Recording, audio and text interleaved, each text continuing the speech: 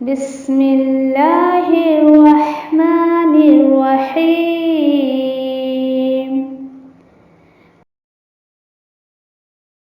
القرآن حیاتی.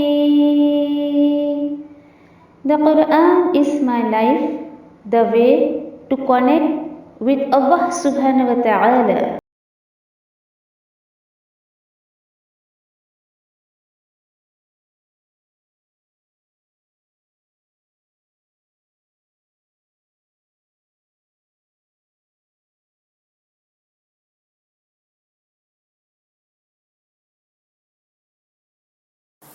السلام علیکم ورحمۃ اللہ وبرکاتہ. نحمدہ و نصلی علی رسولہ الکریم، اما بعد فاعوذ باللہ من الشیطان الرجیم. بسم اللہ الرحمن الرحیم. رب اشرح لی صدری ویسر لی امری واحلل عقدۃ من لسانی یفقہوا قولی. رب یسر ولا تعسر وتمم بالخیر وبک نستعین یا فتاح. رب زدنی علما اللہم فقہنا فی الدین. آمین یا رب العالمین. انشاءاللہ اللہ کی توفیق سے، اللہ کے فضل و کرم سے تیسرے سپارے میں آج ہم جو ہے وہ سورۃ الفجر اس کی تفاصیر دیکھیں گے انشاءاللہ. تو سورۃ الفجر میں بھی بہت ہی اچھے اچھے جو ہے وہ میسیجز، بہت اچھے اچھے پیغامات اللہ سبحانہ تعالیٰ کی طرف سے ہمیں ملیں گے انشاءاللہ. اور یہاں پر بھی اللہ سبحانہ تعالیٰ کچھ چیزوں کی قسم کھا کر انشاءاللہ یہ بھی دیکھیں گے کہ یہ جو جن چیزوں کی یہاں پہ قسم کھائی جا رہی ہے وہ تھوڑی ڈیفرنٹ ہے. ہم نے تو دیکھے کہ اللہ سبحانہ تعالیٰ کی تعریف قسم کھا رہے چاند کی، سورج کی، دن کی، رات کی. یہاں پر کچھ ڈیفرنٹ طریقے سے جو اللہ سبحانہ تعالیٰ قسم کھا رہے ہیں کیا ہے وہ انشاءاللہ آیتوں کے اکارڈنگ ہی دیکھتے ہیں. بسم اللہ الرحمن الرحیم. اللہ کے نام کے ساتھ جو بڑا مہربان بار بار رحم کرنے والا ہے. والفجر ولیال عشر والشفع والوتر واللیل اذا یسر هل فی ذلک قسم للذی حجر. آیت نمبر 5 میں اللہ تعالیٰ کیا فرما رہے؟ هل فی ذلک قسم للذی حجر، کی قسم ہے فجر کی، قسم ہے فجر کی. یہاں فجر کی قسم کھائی گئی ہے. فجر کیا ہوتا ہے کہ جس وقت ہم فجر کی نماز ادا کرتے ہیں. اچھا چلیے، اب یہاں پہ فجر کی تو قسم کھائی جا رہی ہے، مطلب یہ کوئی عام فجر کی نماز نہیں ہے، یہ کسی خاص دن کے فجر کی نماز جو ہے وہ اس کی قسم کھائی جا رہی ہے، اس وقت کی قسم کھائی جا رہی ہے. پھر اس کے بعد ولیال عشر، اور قسم کس کی؟ 10 راتوں کی. اب دیکھیے کہ اسکالرس نے جو ہے اس کو 10 راتیں یعنی اسپیشل یہ کون سی 10 راتیں ہیں، تو یہ لیلۃ القدر کی 10 راتیں نہیں ہیں، بلکہ ذی الحجہ کے 10 دن جو ہوتے ہیں، 10 راتیں جو ہوتی ہیں اس کی جو ہے وہ قسم کھائی جا رہی ہے. کیوں؟ کیونکہ الحمدللہ ذی الحجہ ابھی آ کر گیا. اس بیچ جو 10 دن تھا الحمدللہ کافی ایکٹیویٹیز ہم لوگوں نے کی تھی، اس کی کیا فضیلت ہے ذی الحجہ کی، وہ سب بہت تفصیل سے آپ کے ساتھ جو ہے ایک دفعہ ہمارا ڈسکشن ہوا تھا. تو اس کی فضیلت حدیث میں نبی کریم صلی اللہ علیہ وسلم نے فرمایا کہ عشر ذی الحجہ میں کیے گئے عمل صالح ہے، ایوری عمل نہیں ہے، صرف عمل صالح ہے. اور عمل صالح کیا ہوتا ہے؟ وہ عمل جو آپ نے صرف اور صرف اللہ کی رضا کے لیے کیا ہے، اخلاص جس کو کہا جاتا ہے، اور اس کے ساتھ ساتھ سنت طریقے سے ہو، یعنی کہ طریقہ بھی نبی کریم صلی اللہ علیہ وسلم کا ہو، تو ایسے عمل صالح اللہ کو سب سے زیادہ محبوب ہے. یہاں تک کہ جہاد فی سبیل اللہ سے بھی اتنا پسندیدہ نہیں ہے، یعنی جہاد فی سبیل اللہ بھی اتنا پسندیدہ نہیں ہے جتنا کہ بندہ ان 10 دنوں میں 10 راتوں میں نیک اعمال کرتا ہے. اچھا، فی سبیل اللہ بھی کون سا اللہ سبحانہ تعالیٰ کو محبوب ہوتا ہے ان 10 دنوں میں؟ کہ انسان جو ہے اپنے گھر سے نکلے اللہ کے راستے میں اور وہ شہید ہو جائے. الحمدللہ یعنی کہ ان 10 راتوں کی اللہ سبحانہ تعالیٰ نے قسم کھائی ہے. چلیے 1 2 2 قسمیں ہو گئی. والشفع والوتر، یہ کیا ہے؟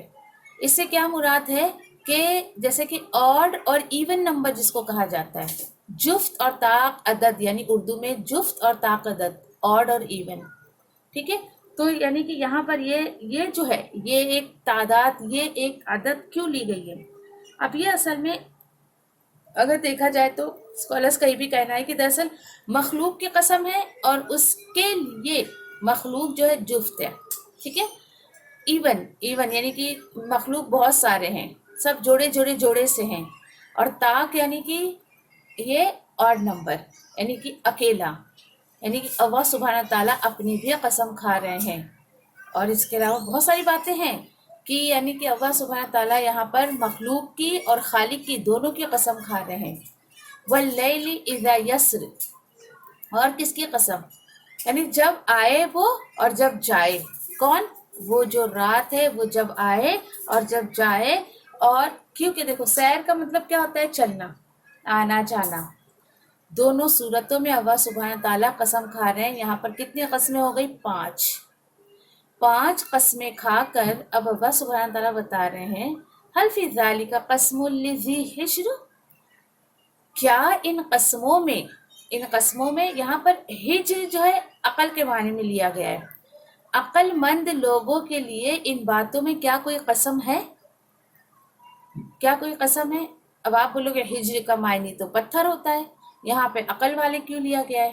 تو وہ اس لیے کیونکہ دیکھیں کہ یہ ایسا اشارہ کیا جا رہا ہے، ان کی قسم جو ہے وہ یہ جو قسموں میں یقیناً عقل والوں کے لیے اس میں قسم ہے۔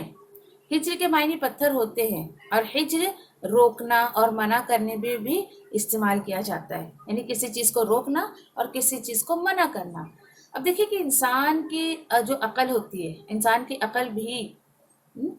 عقل بھی انسان کو غلط کاموں سے روکتی ہے، اس لیے عقل کو یہاں پر ہجر کے معنی میں لیا گیا ہے۔ یہ بات کلیئر ہوئی؟ یہاں پر ہجر عقل کو کیوں لیا گیا ہے؟ کیونکہ انسان کی عقل اچھے کاموں پہ اس کو کرنے کے لیے جو ہے وہ کہتی ہے اور برے کاموں سے روکتی ہے، ٹھیک ہے۔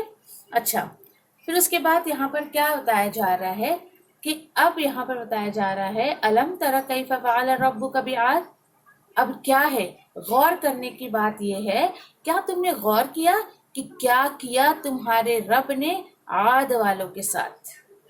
کہ تمہارے رب نے عاد والوں کے ساتھ کیا کیا؟ یہ کون تھے؟ عاد، قوم عاد جو تھی وہ ہود علیہ السلام کی جو ہے وہ قوم تھی۔ ہود علیہ السلام کو اللہ سبحانہ تعالیٰ نے قوم عاد کی طرف نبی بنا کر بھیجے تھے، لیکن انہوں نے کیا کیا؟ قوم عاد نے یعنی ہود علیہ السلام کو ان کی قوم کے لوگوں نے جھٹلا دیا۔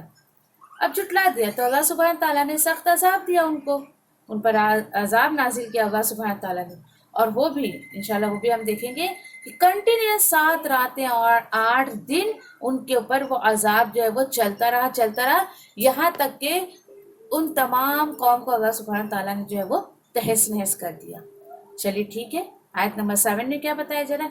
ارم ذات العماد، اور یہ ارم یہ میخوں والے یعنی کہ کیلوں والے۔ اب یہاں پہ ارم یہ کیا دیا گیا ہے؟ ارم جو تھے یہ عاد سے یعنی کہ ان کے ہی تعلق سے بتایا گیا کہ یہ جو قوم عاد تھی، قوم عاد کے دادا کا نام تھا کیا؟ ارم جو ہے قوم عاد کے دادا کا نام تھا، اور انہیں ذات العماد کیوں کہا گیا؟ کیوں ان کو ٹائٹل دیا گیا؟ کیونکہ وہ ستونوں والے تھے، ان کی طرف اشارہ کر کے بتایا جا رہا ہے۔ یہ قد و قامت سے بہت لمبے چوڑے ہوا کرتے تھے، یہ ان کے اندر اتنا ٹیلنٹ ہوا کرتا تھا کہ یہ جو ہے یعنی کہ اپنے ہاتھوں سے ناخنوں سے بڑی بڑی عمارتیں، بہت عالیشان عمارتیں جو ہے وہ تعمیر کر لیا کرتے تھے، بناتے تھے۔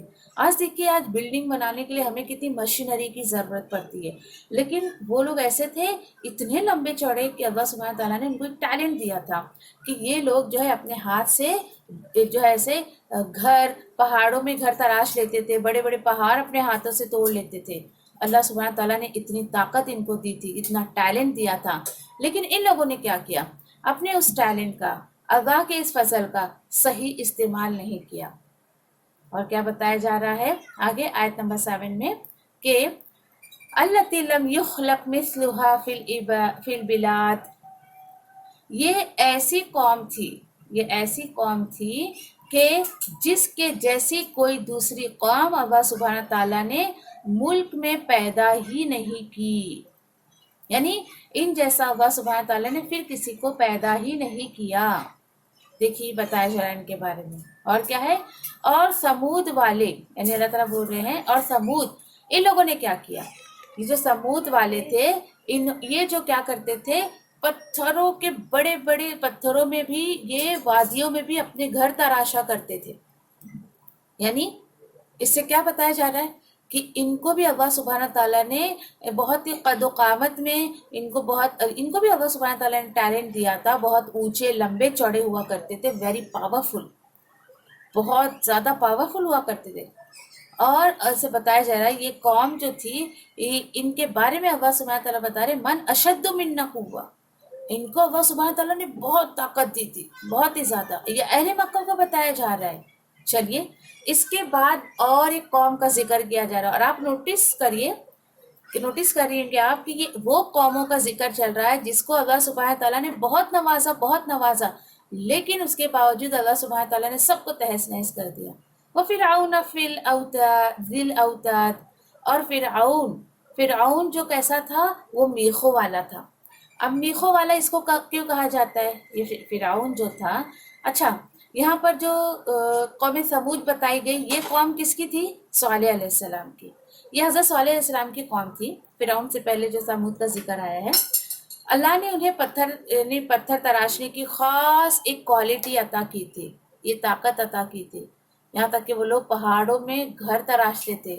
اور جیسا کہ قرآن میں بہت مقام پر ہم نے الحمدللہ اس کو پڑھا ہے. اچھا فرعون کو ذیل اوتاد کیوں کہا گیا ہے، اسپیشلٹی سب کی ایک بتائی جا رہی ہے. فرعون کو میخوں والا کیوں کہا گیا ہے، میخوں والا کیونکہ دیکھیے اس کا لشکر اتنا بڑا ہوا کرتا تھا نا، کہ جب یہ کہیں جاتا تھا اپنا ٹینٹ باندھتا تھا نا، ٹینٹ جب وہاں سے اکھاڑتا تھا نا، تو اس کے جو میخیں، یعنی کہ سمجھیے آپ کہیں ٹیمپرری اگر کپڑے کا ٹینٹ وغیرہ باندھتی ہوں گی تو اس کو سپورٹ دینے کے لیے ہم بڑے بڑے موٹے موٹے کیل زمین میں گاڑتے نا، دین اس کی جو ڈوری، اس کی جو روپ وغیرہ ہوتی ہے وہ باندھتے اس کو سپورٹ کے لیے. جب یہ جاتا تھا اپنے مطلب لشکر کو لے کر نا، تو جگہ جگہ گھڑے ہوا کرتے تھے، وہ میخے کے جو نشان ہوا کرتے تھے. اس سے اللہ سبحانہ تعالیٰ اس کو بول رہے ہیں کہ میخوں والا تھا. ٹھیک ہے. اور ایک یہ بھی کہ اس سے اس کے ظلم و ستم کی طرف بھی اشارہ کیا جا رہا ہے. کیوں؟ کیونکہ یہ لوگوں کو جب سزائیں دیتا تھا نا، تو کیل ٹھوکتا تھا، یعنی انسان کو دیوار میں ایسا چپکا کے اس کے اوپر کیل ٹھوک دیا کرتا تھا. اللہ اکبر. یعنی اس طریقے سے یہ سزا دیا کرتا تھا یہ اپنے دشمنوں کو. ٹھیک ہے. پھر آیت نمبر 11 میں اللہ سبحانہ تعالیٰ کیا بتا رہے، الذی طغوا فی البلاد، یہ لوگ ایسے تھے، یہ فرعون کے لوگ ایسے تھے کہ وہ شہر میں بہت سرکشی کرتے تھے. سرکشی کیا ہوتی ہے، یہ یعنی کہ بہت زیادہ، یعنی یہ اللہ کی حدوں سے بڑھ جاتے تھے، اللہ اور رسول کی نافرمانی کرتے تھے. فَأَكْثَرُوا فِيهَا الْفَسَادَ، اور اکثریت ان میں ایسے لوگ تھے جو کیا کرتے تھے، فساد مچاتے تھے. ٹھیک ہے. اللہ سبحانہ تعالیٰ نے پھر اس کو کیا کہا کہ فَصَبَّ عَلَيْهِمْ رَبُّكَ فَوْتَ عَذَابٍ، تو اللہ سبحانہ تعالیٰ نے کہا کہ آخر تیرے رب نے جو ہے اس پر عذاب کا کوڑا برسا دیا.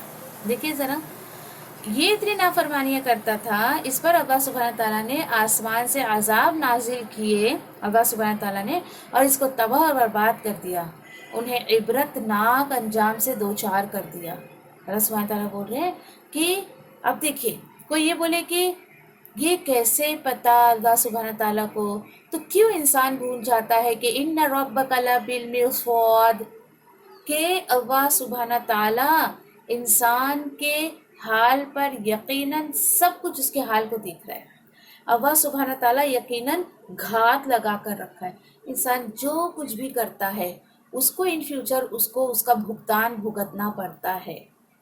بہت اگر عمل کی بات اس میں لینا، ہم بہت دیکھیے ہم لیڈیز ہیں تو لیڈیز کے تعلق سے ہی میں بات کروں گی کہ دیکھیے کتنی آسانی سے لوگ جو ہے وہ کسی کے بارے میں کچھ بھی کہہ دیتے ہیں، کچھ بھی. تو یہ مت بولیے کہ آج اگر آپ کسی کے بارے میں کچھ کہتے ہیں تو کل کو وہ چیز آپ کے اوپر پلٹ کے آ رہی ہے. دیکھیے ایک جملہ ہم بولتے ہیں نا، اللہ دیکھ رہا ہے، تو یہ ہے وہ بات. ٹھیک ہے. اگر آپ کا یقین اس چیز پر ہے کہ اللہ دیکھ رہا ہے تو آپ کو یہ یقیناً یہ آیت یاد آ جانی چاہیے کہ ان ربک لبالمرصاد، اللہ سبحانہ تعالیٰ نے ہر ایک کے اوپر گھات لگا کر رکھے، ہر ایک کو اللہ سبحانہ تعالیٰ جو ہے وہ واچ کر رہے ہیں. یعنی یہ جو ہے ہمیں اس چیز کو جو ہے وہ بھولنا نہیں چاہیے کہ ہم ہر وقت اللہ سبحانہ تعالیٰ کی نظر میں ہیں. اچھا ٹھیک ہے، آیت نمبر 15 میں اللہ تعالیٰ بتا رہے ہیں فَأَمَّا الْإِنسَانُ إِذَا مَا ابْتَلَاهُ رَبُّهُ فَأَكْرَمَهُ وَنَعَمَّهُ فَيَقُولُ رَبِّ أَكْرَمَنِ. دیکھیے انسان یہاں پر اللہ سبحانہ تعالیٰ کے اکارڈنگ انسان کی آزمائش کیا ہے، اور آج انسان کس کو آزمائش سوچتا ہے؟ کسی کو ذرا پریشان دیکھا ہو اللہ کی آزمائش تیرے اوپر آئی، ذرا سا اس کو اگر کسی بھی وجہ سے کسی بھی چیز میں اس کے اندر کمی بیشی دیکھی تو بولیں گے اب تو تیرے کو آزما رہے اللہ تعالیٰ، بالکل تو آزمائش میں آ گئی ہے. نہیں، چلیے دیکھتے ہیں اللہ سبحانہ تعالیٰ کی آزمائش کیا ہوتی ہے.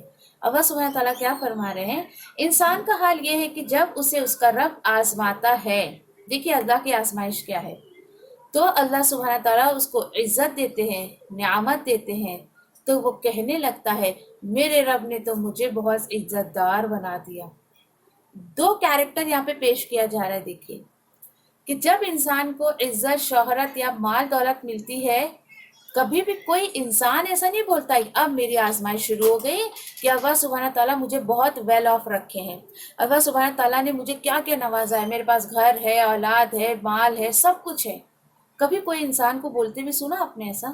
بہت کوئی لاکھوں میں ایک اللہ والا ہوگا، تقوی والا ہوگا، تو یہ اپنی زبان سے الفاظ نکالتا ہوگا کہ یہ ساری چیزیں میرے لیے آزمائش ہے. اور اللہ سبحانہ تعالیٰ بھی یہ بول رہے ہیں کہ جب میں کسی بندے کو آزمانا چاہتا ہوں تو اسے میں بہت نعمتیں بھی دے دیتا ہوں، مال بھی دے دیتا ہوں، عزت بھی دے دیتا ہوں. چلیے انسان کے بارے میں کیا سوچتا ہے؟ ذرا سا پریشان حال دیکھا فائنینشیلی بھی یا کسی بھی طریقے سے، بولے گا تے کو تو آزما رہے اللہ تعالیٰ، اور خود کو نہیں سوچتا ہے کہ دے کر بھی تو اللہ تعالیٰ آزماتے ہیں نا. اللہ تعالیٰ بول رہے ہیں تو بڑا خوش ہوتا ہے، کرتا ہے اور کہتا ہے اوہو اللہ تعالیٰ نے مجھے کتنا عزت والا بنایا دیکھو. اچھا دوسرا کیریکٹر کیا ہے؟ اللہ سبحانہ تعالیٰ بتا رہے ہیں وَأَمَّا إِذَا مَا ابْتَلَاهُ فَقَدَرَ عَلَيْهِ رِزْقَهُ.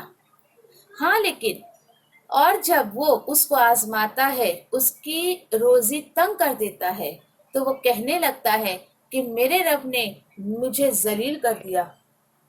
استغفر اللہ. دیکھیے اللہ کے بارے میں یہ گمان اللہ کے بارے میں کہ روزی تنگ ہو گئی ہے یا پھر اس کا کچھ اور معاملہ ہو گیا ہے، تو اللہ تعالیٰ بول رہے ہیں کہ پھر جب تو نہیں کہتا ہے کہ اللہ سبحانہ تعالیٰ مجھے آزما رہے ہیں کہ دیکھو اب میرے پاس ہے نہیں تو میں حلال حرام کی طرف تو نہیں جا رہا ہوں، اچھا مجھے اللہ تعالیٰ نے دیا ہے تو یہ میں نے حلال طریقے سے کمایا ہے نہیں کمایا، یہ ساری باتیں ایک بندے مومن غور و فکر کرتا ہے ان باتوں پر. اور جب اللہ سبحانہ تعالیٰ اس کے روزی میں ذرا سا کمی کرتے ہیں تو نعوذ باللہ اللہ سبحانہ تعالیٰ کے بارے میں یہ گمان کرتا ہے کہ اللہ تعالیٰ نے تو مجھے ہلاک ہی کر دی ہے، اللہ نے مجھے ذلیل کر دیا، نعوذ باللہ. اس طریقے کی وہ باتیں کرتا ہے. بہت سوچ کا مقام ہے. دیکھیے یہاں پر ان شارٹ اللہ سبحانہ تعالیٰ بتا رہے ہیں کہ میں کسی کو دے کر بھی آزماتا ہوں، میں کسی سے چھین کر بھی آزماتا ہوں. بس ایک جملہ جو اکثر میں اپنے اسٹوڈنٹس کو کہتی ہوں، ہر نعمت انسان کے لیے جو ہے وہ ایگزامینیشن پیپر ہے. ہر نعمت آپ کے لیے آزمائش ہے کہ یہ نعمت اللہ سبحانہ تعالیٰ نے آپ کو دی ہے، چاہے وہ آپ کا ایجوکیشن ہو، مال ہو، اولاد ہو، شوہر ہو، گھر ہو، بنگلہ ہو، گاڑی ہو، کچھ بھی ہو آپ کا، وہ سب آپ کے لیے آزمائش کے طور پہ آپ کو دیا گیا ہے کہ آپ اس کو اس رہتی دنیا میں کس طریقے سے استعمال کر رہی ہیں. آپ اس کو اللہ کی رضا کے لیے استعمال کریے یا آپ ان چیزوں کا ان کاموں میں استعمال کریں جس سے رب تعالیٰ ناراض ہو رہا ہے. یہ بات ہے. چلیے اس نے تو ایسا کہا، انسان نے نعوذ باللہ اللہ سبحانہ تعالیٰ پر یہ الزام لگا دیا، لیکن اللہ سبحانہ تعالیٰ کیا بتا رہے ہیں کہ میں نے اس کے ساتھ معاملہ کیوں کیا؟ کیا ہے وہ بات؟ کلا بل، نہیں ایسی بات نہیں ہے، ہرگز ایسی بات نہیں ہے جیسا انسان سوچتا ہے. اللہ تعالیٰ بول رہے ہیں ایسی بات نہیں ہے، بلکہ بات یہ ہے کہ لوگ یتیموں کی عزت نہیں کرتے. یہ ہے پہلا ریزن اللہ کو ناراض کرنے کا جو یہاں پہ بتایا جا رہا ہے کہ انسان جب یتیم کی عزت نہیں کرتا ہے نا تو اللہ تعالیٰ بھی بندوں کے دل سے اس کی عزت نکال دیتے ہیں. دیکھیے یہ مکی دور کی آیتیں ہیں اور یتیم کی باتیں کی جا رہی ہے، کیونکہ نبی کریم صلی اللہ علیہ وسلم کے بھی والد نہیں تھے، اور یقین کریے کہ تیسرے سپارے میں یتیموں کو اتنی امپورٹنس دی گئی آیتوں کے ذریعے. اللہ تعالیٰ بول رہے ہیں یہ یتیموں کو امپورٹنس نہیں دیتا تھا، اور مسکینوں کو کھانا کھلانے کی ایک دوسرے کو ترغیب نہیں دیتے تھے. دھیان دیجئے گا، خود تو کھلاتا تھا لیکن دوسروں کو اس کے اوپر ابھارتا نہیں تھا، یا تو یہ خود بھی نہیں کھلاتا تھا اور دوسروں کو بھی موٹیویٹ نہیں کرتا تھا کہ مسکینوں کو کھانا کھلاؤ. مسکین کون ہوتے ہیں؟ مسکین کون ہوتے ہیں؟ مسکین نکلا ہے سکن سے. سکن ایسا انسان کہ جس کی کسی نہ کسی وجہ سے روزی روٹی اس کی رک گئی ہے، اس کا سورس آف انکم رک گیا ہے، اینڈ یو نو، اس کے بارے میں آپ جانتے ہیں کہ اس کی روزی روٹی کا ذریعہ رکا ہوا ہے. بھلے وہ کتنا ہی مالدار کیوں نہ تھا، اس کا اپنا خود کا گھر ہی کیوں نہ ہو، لیکن کسی وجہ سے آج وہ بہت بے بس ہے، اس کی روزی روٹی، اس کا سورس آف انکم رکا ہوا ہے، سکن ہو گیا ہے. تو ایسے لوگوں کو موٹیویٹ کرنا چاہیے، دوسروں کو بھی ان کو کھلائیں پلائیں. کیونکہ دیکھیے ایک انسان اپنی سمجھے کہ کچھ بھی ہو سکتا ہے، کوئی بیماری کی وجہ سے وہ گھر میں رک گیا ہے، وہ اپنے سورس آف انکم اس کا رکا ہوا ہے، نہیں جا پا رہا ہے جاب پر، کچھ بھی ہو سکتا ہے. مسکین وہ ہوتا ہے کہ جس کا سورس آف انکم رک گیا ہو، سکن ہو گیا ہو. جس طریقے سے دیکھیے مکان جو ہمارے ہوتے ہیں، مکان بھی اسی سے نکلا ہے نا، کہ گھر ہمارا ایک جگہ اسٹیبل ہوتا ہے نا، یہاں وہاں موو نہیں ہوتا ہے. انسان اپنے گھر میں آ کے سکون حاصل کرتا ہے، اسی سے سکون نکلا ہے. سکن اس سے نکلا ہے کہ انسان اپنے آ کے گھر میں اسٹیبل ہو جاتا ہے. ساری چیزیں خیر ایک ہی مادے سے، ایک ہی روٹ لیٹر سے نکلی ہوئی ہے. تو یہ ہے کہ خود تو کھلاتا نہیں تھا، دوسروں کو بھی موٹیویٹ نہیں کرتا تھا. کس ڈر سے؟ میرا ختم ہو جائے گا، میرا کم ہو جائے گا، یہ بات ہے. اچھا، تیسری اس کی کیا یہاں پہ اس کا جرم بتایا جا رہا ہے؟ تیسرا جرم اس کا یہ بتایا جا رہا ہے، اور مردوں کی میراث سمیٹ سمیٹ کر کھاتے ہو. یہ دیکھیے تیسرا جرم کیا ہے کہ مردوں کی میراث. ڈیفینیٹلی اب آپ سوچو گے میں مردے کیوں بول رہی ہوں؟ ارے ہاں، جو چلا گیا اسی کی تو میراث بڑھتی ہے. مجھے تو حیرت ہوتی ہے ایسے لوگوں پر جو میراث کو لے کر، یعنی جو وارث وراثت کو لے کر لڑتے ہیں. حیرت یہ ہوتی ہے کہ جو چلا گیا وہ چھوڑ گیا، کل بھی تو تم اپنا چھوڑ کر جاؤ گے نا. کیا یہ تمہارے پاس ہمیشہ رہنے والا ہے؟ اور میراث کا معاملہ اتنا خطرناک معاملہ ہے. یہ معاملات کی بات ہے، اس لیے اللہ سبحانہ تعالیٰ نے سورہ نساء میں ان ڈیٹیل بہت ساری آیتیں اس کے تعلق سے اتاری ہے. کیوں؟ کیونکہ اللہ سبحانہ تعالیٰ نے جن بندوں کو پیدا کیا، جن انسانوں کو پیدا کیا، اس کی فطرت سے اللہ سبحانہ تعالیٰ واقف ہے بہت، کہ معاملات میں گڑبڑ بہت ہوتی ہے. اس لیے اس کی جو ہے بانٹ، کتنا کس کو دینا ہے، کیا کرنا ہے، ساری باتیں اللہ سبحانہ تعالیٰ نے اپنی آیتوں کے ذریعے اپنے نبی کریم صلی اللہ علیہ وسلم کے تھرو اپنے بندوں تک پہنچا دیا ہے. چلیے چوتھا جرم اس کا کیا ہوا تھا؟ چوتھا جرم یہاں پر دیکھیے کہ یہاں پر جو بات کی گئی ہے کہ وہ مردوں کا میراث جو ہے وہ سمیٹ سمیٹ کر کھاتے تھے. مردوں کا میراث جو ہے وہ سمیٹ سمیٹ کر کھاتے تھے. یعنی جس طریقے سے بھی حاصل ہو، یعنی آنے دو، ادھر سے بھی آنے دو، ادھر سے بھی آنے دو، حلال طریقے سے یا حرام طریقے سے. یعنی اب اس کے بعد چوتھی اور ایک کیا ہے کہ پھر یہ حرام اور حلال کا فرق نہ کرتے ہوئے کیا کرتے تھے وہ، اور مال کو جی بھر کر عزیز رکھتے تھے. میرا پیسہ، میرا پیسہ، یہ میرا، وہ میرا، یہ میرا میرا کرنے کی جن لوگوں کی عادت ہوتی ہے ان کی بات کی جا رہی ہے. دیکھیے آپ کے مال میں صرف آپ کا ہی حق نہیں ہے. اللہ سبحانہ تعالیٰ بار بار اس چیز کو کہہ رہے ہیں کہ ینفقو خرچ کرو، خرچ کرو. اور جو لوگ خرچ واقعی اللہ کی محبت میں خرچ کرتے ہیں تو اللہ سبحانہ تعالیٰ اور ان کو عطا کرتے ہیں. تو یعنی میرا مال کر کے سمیٹ سمیٹ کر رکھتے ہیں، اور جی بھر بھر کر جو ہے وہ عزیز رکھتے ہیں. دیکھیے مال اپنی جگہ برا نہیں ہے، امیر ہونا برا نہیں ہے. مال انسان کو اللہ سبحانہ تعالیٰ دے، یہ بھی بری بات نہیں ہے، لیکن مال آپ کو ہاتھ پہ رکھنا ہے، اس کو دل میں نہیں اتارنا ہے. یعنی یہ دیکھیے کہ آپ نے اپنے ہاتھ سے جو خرچ کر دیا وہی آپ کا ہے. آپ جو چھوڑ کر جاؤ گے وہ آپ کا تھوڑی ہے، وہ آپ کے پیچھے تو آپ کے وارثوں کو ملنا ہے. نمبر 20 میں اللہ تعالیٰ وہی فرما رہے ہیں وَتُحِبُّونَ الْمَالَ حُبًّا. دیکھیے حُبًّا جَمًّا، کہ وہ مال جو ہے وہ اس کو بہت عزیز سمجھتا ہے اور بہت زیادہ. تو میں نے آپ کو یہ بتا رہی تھی کہ مال اپنی جگہ برا نہیں ہے، بلکہ اس کو انسان کو ہاتھ میں رکھنا چاہیے، اور جہاں جہاں اللہ سبحانہ تعالیٰ نے خرچ کرنے کا حکم دیا ہے اس کو خرچ کرنا چاہیے۔ اچھا، ایک جگہ اللہ سبحانہ تعالیٰ یہ بھی بتا رہے کہ اتنا بھی مت تم خرچ کر دو کہ تمہیں دوسروں کے سامنے ہاتھ پھیلانا پڑے اور تم ایسی بے بس ہو کے بیٹھ جاؤ۔ اعتدال میں رہیے، جہاں خرچ کرنے کا حکم دیا ہے وہاں خرچ کریں گے تو آپ کو جو ہے اس کا فائدہ بھی ملے گا انشاءاللہ۔ پھر مزید یہاں کیا بتایا ہے؟ کل آ گیا تو یعنی یقیناً اذا دکت الارض دکن دکا، جس وقت زمین کوٹ کوٹ کر برابر کر دی جائے گی۔ مطلب ٹھیک ہے تم کسی کو کھانا مت کھلاؤ، تم جو ہے میراثوں کی خوب مال کھاتے رہو، تم مال جمع کر کر کے رکھتے رہو انسان، اور اللہ تعالیٰ بول رہے ہیں جس دن زمین کوٹ کوٹ کر برابر کر دی جائے گی۔ آپ نے کبھی روڈ کو ایکول کرتے ہوئے دیکھا ہے؟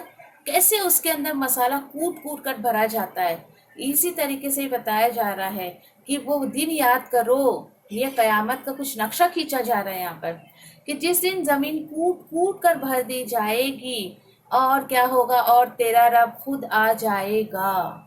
اب یہاں اللہ سبحانہ تعالیٰ کے دیکھیں، سوچئے ذرا کہ زمین سے سارے لوگ نکالے ہیں، قبر سے حشر کی طرف سب جمع ہے، اللہ سبحانہ تعالیٰ آئیں گے۔ ہم اس کو کسی چیز سے کمپیر نہیں کر سکتے، بس آیتوں کے ذریعے مجھے اور آپ کو انفارم کیا جا رہا ہے کہ اللہ سبحانہ تعالیٰ اپنے بندوں کے سامنے آئیں گے اور فرشتے صفیں باندھ کر آ جائیں گے، فرشتے صف باندھ کر آ جائیں گے۔ یہ ادب سکھایا جا رہا ہے فرشتوں کا کہ اللہ سبحانہ تعالیٰ کے سامنے فرشتے بھی صف باندھ کر آئیں گے۔ اور صف باندھنا، دیکھیے فرشتوں کی یہ جو ایک ایٹیکیٹ ہے، ایک یہ ادب ہے، اس پر ایک پوری سورہ صف اتری بھی ہے کہ صف کا انسان کی زندگی میں بہت اہم رول ہوا کرتا ہے۔ اس سے ہمیں جو ہے ایک مینجمنٹ، آرگنائزیشن سکھائی جاتی ہے کہ جس انسان کی زندگی میں آرگنائزیشن نہیں ہوتی ہے، کوئی رولز اینڈ ریگولیشن نہیں ہوتے ہیں، اس انسان کی زندگی کسی کام کی نہیں ہے۔ تو یہاں پر فرشتے جس طریقے سے جو ہے صف باندھ کر اللہ کے سامنے آئیں گے، اور کیا ہوگا، اور جس دن جہنم بھی لائی جائے گی۔ دیکھیں یہ یعنی کہ دیکھیں یہاں پہ بہت ہولناک منظر آپ کے سامنے پیش کیا جا رہا ہے۔ کیا ہے وہ؟ بتایا جا رہا ہے کہ جس دن جہنم بھی جو ہے وہ لائی جائے گی۔ یومئذ یتذکر الانسان وان لہ الذکریٰ، یہ بات بتائی جا رہی ہے جہنم لائی جائے گی، اس دن انسان کی سمجھ میں آ جائے گا، مگر آج اس کے سمجھنے کا کیا فائدہ؟ کوشچن مارک، کیا فائدہ آج سمجھ کے؟ تمہارے سامنے آیتیں پڑھی جا رہی تھی، تمہارے سامنے اللہ اور اس کے رسول کی باتیں کی جا رہی تھی، جب تو تمہیں بات سمجھ نہیں آ رہی تھی، آج سمجھ کے کیا فائدہ؟ یعنی یہ ہولناک منظر دیکھ کر انسان کی آنکھیں کھلی رہ جائیں گی اور وہ اپنے کفر کو بالکل اس کے اوپر شرمندہ ہو جائے گا۔ لیکن اس روز اس کا شرمندہ ہونا، اس اپنے آپ پہ ندامت کرنا، نصیحت کا کوئی فائدہ نہیں ہوگا۔ تو کیا پتہ چلا؟ آج تمہارے پاس وقت ہے کہ آج تم نصیحت کو حاصل کر لو، آج کتاب اور سنت پر عمل کرنا شروع کر دو، آج ہے تمہارے پاس موقع کہ اپنی آخرت کو سنوار لو۔ جتنی من چاہی زندگی گزارنی تھی گزار لی، کیونکہ دیکھیے نصیحت حاصل کرنے کی جو جگہ ہے، یہ کیا ہے؟ یہ دارالعمل ہے، یہ جگہ عمل کرنے کی ہے، اور وہ تو دارال جزا ہوگی، وہاں پہ عمل کا تو کوئی چانس ہی نہیں ہوگا۔ جو کرنا ہے آج ہے ہمارے پاس، الحمدللہ ہم بھی انسان ہیں، ہمارے لیے اس میں میسج ہے، ہوگا کیا؟ اب دیکھیے یہ حسرت کون کرے گا وہاں پر؟ جس نے اپنی زندگی میں واقعی کسی بھی چیز کو دین کے تعلق سے اہمیت نہیں دیا۔ کیا کہے گا وہ؟ یقول یا لیتنی قدمت لحیاتی، رکھیے ذرا یہاں پر اپنے آپ کو، میں اپنے آپ کو رکھوں، آپ اپنے آپ کو رکھیے۔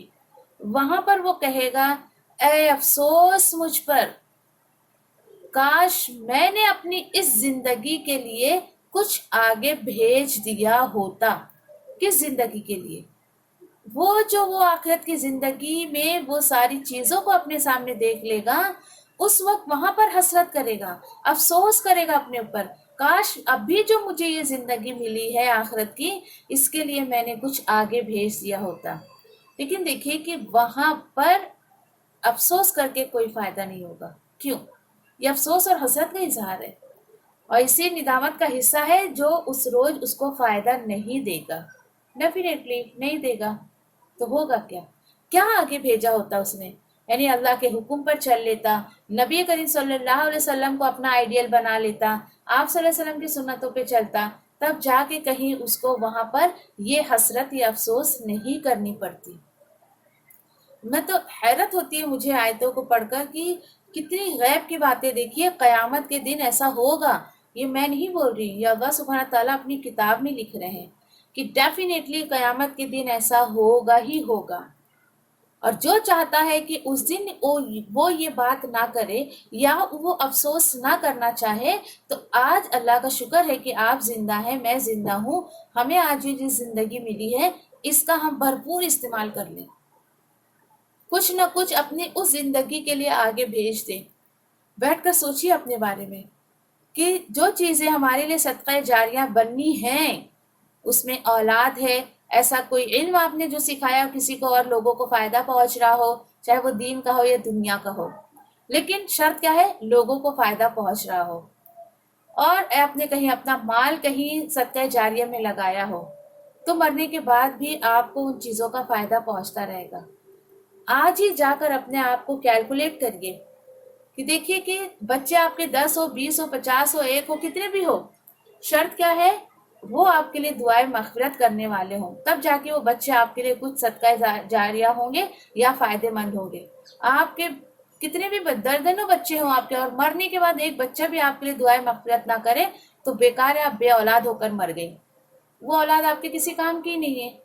تو یہ ہمیں اپنے بچوں کو سکھا کر جانا ہے، آپ میرے لیے کچھ نہ کریں لیکن میرے جانے کے بعد دعائیں مغفرت ضرور کرنا میرے لیے، کیونکہ تب جا کے ان بچوں کا آپ کے مرنے کے بعد آپ کو کچھ فائدہ پہنچے گا. ابھی بھی اگر آپ نے اللہ کے راستے میں کوئی مال نہیں لگایا ہے تو کہیں نہ کہیں لگا دیجیے.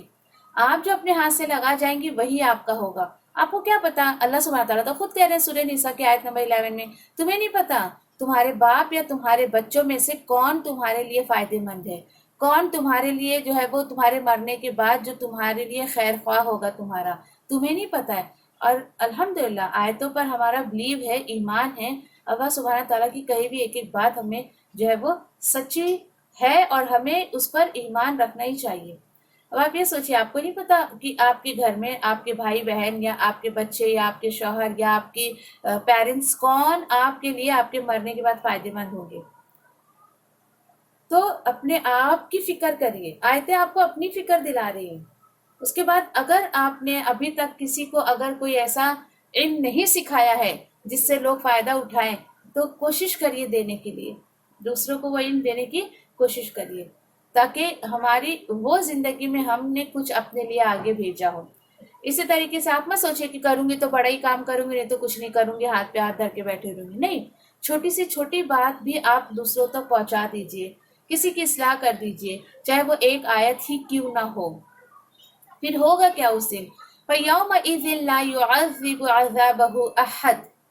اب اللہ تعالیٰ بتا رہے ہیں یہاں پر کہ پھر آج اللہ کے عذاب جیسا عذاب کسی کا نہ ہوگا.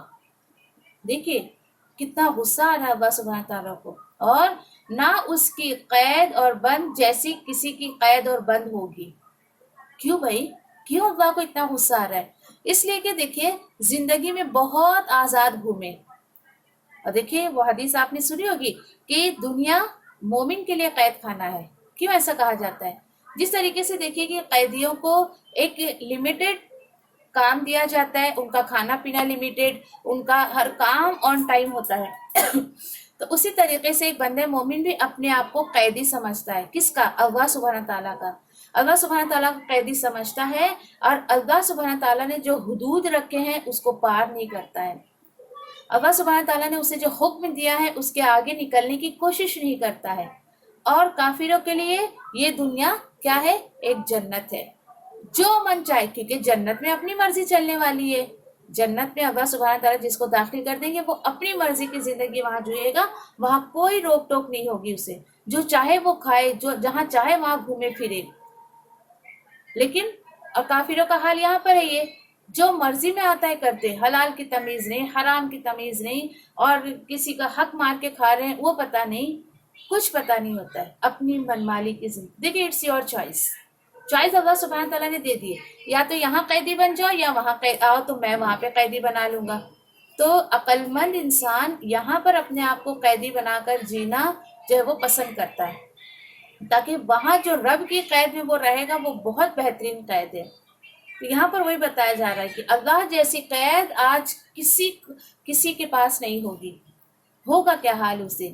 چلیے اتنی سخت سخت باتیں سننے کے بعد اللہ سبحانہ تعالیٰ اس صورت کی سب سے خوبصورت آیت یا ایتھا النفس المطمئنہ، کہ اے نفس مطمئنہ ارجعی الی ربک راضیۃ مرضیہ، کہ اے نفس مطمئنہ چل تیرے رب کی طرف راضی اور مرضی سے. یہ بہت خوبصورت بات جو ہے اس صورت میں کیا بتایا جا رہا ہے، اس آیت میں کیا بتایا جا رہا ہے کہ یہ جو تھی باتیں کس کی تھی، اپنی من کی مرضی سے زندگی جینے والا. اب یہ جو آیتیں بتائی جا رہی ہے آیت نمبر 27 28 اور 29 30 تک لے لیجیے آپ سورۃ الفجر کی، کہ نفس مطمئنہ کو یہ کہا جائے گا کہ آرام سے نکل جا، آرام سے نکل جا تیرے جسم سے. یہ کس وقت کہا جاتا ہے پتہ آپ کو؟ یہ کوئی حشر کے میدان میں نہیں کہا جا رہا ہے بندوں سے، بلکہ یہ جان جب ایک بندے مومن کی نکلتی ہے، فرشتے جب اس کی جان نکالتے ہیں تو یہ اللہ سبحانہ تعالیٰ کی طرف سے اس کے لیے ایک بہت بڑی آنرشپ ہوتی ہے. اس کو کہا جاتا ہے اے نفس مطمئنہ آرام سے نکل تو. اور بندے مومن کی جو جان ہے وہ بہت آرام سے نکلتی ہے، بہت ہی آرام سے.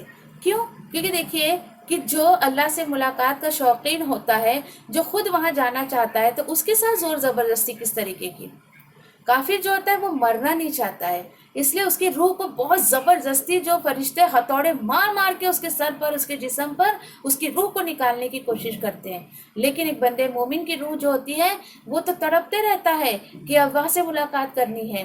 اور وہ جب بندے مومن کی روح نکلتی ہے تو بہت اچھلتے کودتے خوشی خوشی نکلتی ہے. اور اللہ سے دعا کریے کہ اللہ سبحانہ تعالیٰ یہ نفس مطمئنہ جو ہے وہ عطا کر دے. دو طریقے کے نفس پیچھے ہم پڑھ چکے ہیں، نفس امارہ، نفس لوامہ، اور ایک نفس مطمئنہ. نفس امارہ کیا ہوتی ہے کہ وہ آپ کو ابھارتی ہے، یہ کرو وہ کرو وہ کرو وہ کرو. الحمدللہ کہ جس کے اندر یہ نفس امارہ ہے تو اچھا ہے، ابھارتی تو ہے، ہر نفس ابھارتی، سب کے اندر سب نفس رہتی ہے، وہ دو نفس تو کمپلسری سب کے اندر رہتی ہے. اب ہوتا کیا ہے، ابھار رہی ہے، اور ایک ہے نا ایک جنگ چلتی ہے اس کے اندر جو کچھ ہے اور اس کے باہر جو ماحول ہے، اس بندے کے بیچ میں اور باہر کے ماحول کے بیچ میں، دونوں کے بیچ میں نفس امارہ جو ہے وہ کیا کرتی ہے، جنگ کرتی ہے، کر یہ کر لے وہ کر لے وہ کر لے وہ کر لے. اچھا ٹھیک ہے چلو، اگر اس نفس نے، اس شخص نے اس کام کو کر لیا. اب دیکھیں نفس لوامہ جو ہے وہ بھی بہت بڑی نعمت ہے اللہ کی طرف سے.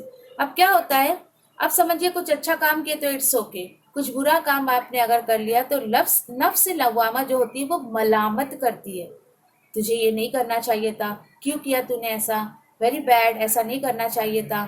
نفس لوامہ ہونا بہت بڑی نعمت اس لیے ہے کہ وہ اندر کا چوکیدار ہے آپ کا. وہ اندر سے آپ کو جو ہے وہ ایک اندر سے ایک آپ کی آواز آتی ہے کہ نہیں تم نے یہ صحیح نہیں کیا. جب اس کے بعد وہ اللہ کی طرف رجوع کرتا ہے، اللہ سے معافی مانگتا ہے، اور پھر اس کے بعد اگر سمجھے کہ اس کے دل کو اطمینان ہو گیا تو پھر یہ نفس مطمئنہ اس کو عطا ہو جاتی ہے. اور کون شخص ہے جو اس کو نفس مطمئنہ عطا ہوتی ہے؟ وہ شخص جو پوری زندگی اللہ کی رضا پر راضی رہتا ہے. کیوں؟ کیونکہ دیکھیے نا آگے آیت آئی نا، یہ ارجعی الی ربک راضیۃ مرضیہ، یہ ہے بات، لوٹ چل اس کی طرف، تو اس سے راضی اور وہ تجھ سے خوش. کتنی خوشی کی بات ہے، مہمان بھی خوش اور میزبان بھی خوش. کمی ہوتا ہے ایسا، کہیں مہمان جو ہے خوش ہو کر نہیں جاتے تو کہیں میزبان خوش نہیں ہوتے. لیکن یہ تعلق اللہ کا اور ایک نفس مطمئنہ کا، یہ تعلق ایسا ہے کہ اللہ بھی خوش اور وہ نفس بھی خوش. بہت دعا کیا کرو کہ اللہ تعالیٰ مجھے نفس مطمئنہ عطا کر دے. لیکن یہ پانے تک آپ کو بہت سارے مرحلوں سے گزرنا پڑے گا. ایسا نہیں ہے کہ ابھی آپ نے دعا مانگی اور ابھی آپ کو عطا کر دی گئی، نہیں، پھر آپ کو نفس مطمئنہ تک پہنچنے کے لیے نفس لوامہ اور نفس امارہ سے لڑنا پڑے گا. یہ دونوں چیزیں جب ہوتی ہیں اس کے بعد بندہ جو ہے نفس مطمئنہ تک پہنچتا ہے. اور ظاہری صورت بھی اس کی ہے یہاں پر دنیا میں بہت ساری، کہ انسان جو ہے یعنی دوسرے لوگ جہاں بہت ہی زیادہ پریشان حال ہوتے ہیں، وہاں وہ اللہ سبحانہ تعالیٰ اس کو بالکل، اللہ سبحانہ تعالیٰ چونکہ راضی ہوتے ہیں اس سے، وہ بھی اللہ سے راضی ہوتا ہے، بڑے اطمینان میں رہتا ہے، وہ بہت ہی اطمینان کی زندگی گزارتا ہے. تو یہاں پر دیکھیں کہ بالکل بھی یعنی اس سے اجر ثواب اور اس کی نعمتوں کی طرف جو اس نے اپنے بندے کو عطا کی، یعنی یہ جو چیزیں ہیں نا، رادیتم مردیہ، اللہ سبحانہ تعالیٰ نے یہ ایک جنت ہے جس کو تیار کر کے رکھی ہے. ٹھیک ہے. پھر یہ بھی ہے دیکھیے کہ یہ موت کے وقت، یہ میں نے بتایا آپ کو کہ موت کے وقت فرشتے جو ہے بڑی آسانی سے جو ہے نفس مطمئنہ کی روح بہت آسانی سے قبض کر لیتے ہیں، اس کو بالکل پریشانی نہیں ہوتی ہے، کچھ نہیں.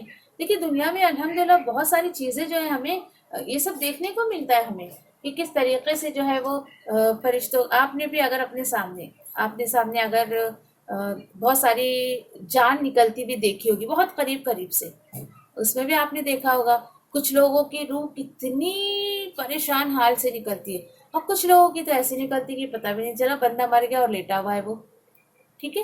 اور پھر اس کے بعد دیکھیں کہ اسی طریقے سے جو ہے وہ نبی کریم صلی اللہ علیہ وسلم نے ایک آدمی کو یہ دعا پڑھنے کا حکم دیا تھا، اور یہ دعا بہت خوبصورت ہے، آپ اپنی زندگی میں اس کو لانے کی کوشش کریے انشاءاللہ. آپ بھی میرے ساتھ جو ہے اس کو دہرا لیجیے. اللہم انی اسألک نفسا بک مطمئنہ تؤمن بلقائک وترضى بقضائک وتقنع بعطائک. انشاءاللہ اس کی ریکارڈنگ میں گروپ میں سینڈ کر دوں گی، آپ اس کو یاد کریے. اور اگر آپ کو عربی میں نہیں یاد ہوتا ہے تو آپ ترجمہ جو ہے وہ لکھ لیجئے گا، ترجمہ بھی بہت خوبصورت ہے اس کا. اور نبی کریم صلی اللہ علیہ وسلم نے اس شخص کو یہ دعا سکھائی کہ اے اللہ، میں تجھ سے ایسے نفس کا سوال کرتا ہوں، یعنی ایسے نفس کا، یعنی ایسے جان کا سوال کرتا ہوں جو تیرے ساتھ مطمئن ہو. کتنی خوبصورت دعا دیکھیے. نمبر 1 کہ میں ایسے نفس کا سوال کرتا ہوں جو تیرے ساتھ مطمئن ہو، تیری ملاقات پر یقین رکھے. وہ نفس کیسی ہو؟ تیری ملاقات پر یقین رکھے، تیرے فیصلوں پر راضی رہے، اور تیرے دیے ہوئے پر فرما بردار ہو، قناعت کرے. یعنی یہ دیکھیے کہ کتنی پیاری سی بات ہے، کتنی پیاری سی دعا ہے. اس کو اپنی زندگی میں لانے کی کوشش کریے. اردو میں مانگیے اللہ سبحانہ تعالیٰ سے، اللہ میں ایسے نفس کا سوال کرتی ہوں جو تجھ سے ملاقات رکھنے پر یقین رکھتی ہو، تیرے فیصلوں پر راضی ہو، جو کچھ تو نے مجھے عطا کیا ہے اس پر قناعت ہو. بہت پیاری دعا ہے. تو یہ دیکھیے کہ اس کو اپنی زندگی میں، اپنے عمل میں جو ہے لانے کی کوشش کریے. ہوگا کیا آگے، کیا کہا جائے گا اس سے، اس نفس سے کہ ارجعی الی ربک راضیۃ مرضیہ فادخلی فی عبادی، پھر داخل ہو جا میرے بندوں میں اور داخل ہو جا جنتی، میری جنت میں. کتنی خوبصورت باتیں ہیں. اور سوچئے کہ جس نفس کو مرتے وقت یہ خوشخبری دی جائے تو آگے کا مرحلہ تو سب اس کے لیے اللہ سبحانہ تعالیٰ آسان کر دیں گے.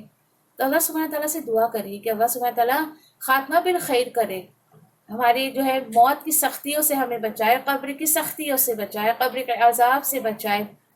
اور جو نفس اللہ سبحانہ تعالیٰ سے راضی ہوتی ہے، اللہ سبحانہ تعالیٰ اس کی خوشخبری دنیا میں ہی اس کو دے دیتے ہیں، اس کی روح نکلنے کے ٹائم ہی دے دیتے ہیں. تو اللہ سبحانہ تعالیٰ سے جو ہے جو بھی اس صورت میں ہمیں سیکھنے کو ملا، عمل کی باتیں کیا ملی کہ مسکینوں کو کھانا خود کھلائیے، دوسروں کو بھی موٹیویٹ کریے، کیونکہ خود کھلانا بھی آپ کو فائدہ نہیں دے گا اتنا کہ آپ سوچتی بابا سارا اجر میں ہی لے لوں، دنیا گئی باڑ میں، دنیا کو کیا کرنا ہے، چھوڑو. نہیں، آپ کو دوسروں کو بھی نیکیوں کی طرف موٹیویٹ کرنا ہے. اور بالکل کسی کا حق مارنے کی کوشش مت کریے، سختی سے اس کی طرف بتایا گیا ہے ہاں کہ بہت مال کو عزیز رکھنا اور دوسروں کی ضرورتوں پر جو ہے وہ نہ دینا، یا پھر اس طریقے کی باتیں. کہ آپ کو پتہ ہے کہ کوئی ضرورت مند ہے، آپ اس کو نہیں دے رہے اس لیے کہ میرا کام ہو جائے گا، نہیں، بالکل نہیں. ٹھیک ہے، تو ایسی چند باتیں جو ہے. اور یتیموں کو امپورٹنس دینا، کیونکہ جس گھر میں دیکھیں یتیم ہوتا ہے اس گھر میں بہت خیر و برکت ہوتی ہے، لیکن ایمانداری ہونی چاہیے. ایسا نہیں ہے کہ سامنے اچھے اچھے اور پیچھے آپ اس کے ساتھ کیا سلوک کر رہے ہو، پیچھے آپ اس کے ساتھ کیا معاملات کر رہے ہو. تو کچھ جو عمل کی باتیں ہیں اللہ سبحانہ تعالیٰ کہنے سننے سے زیادہ مجھے آپ کو عمل کی توفیق عطا فرمائے. وآخر دعوان یعنی الحمدللہ رب العالمین. سبحان ربک رب العزۃ عما یصفون وسلام علی المرسلین والحمد للہ رب العالمین برحمتک یا ارحم الراحمین. ربنا تقبل منا انک انت السمیع العلیم وتب علینا انک انت التواب الرحیم. آمین یا رب العالمین. السلام علیکم ورحمۃ اللہ وبرکاتہ.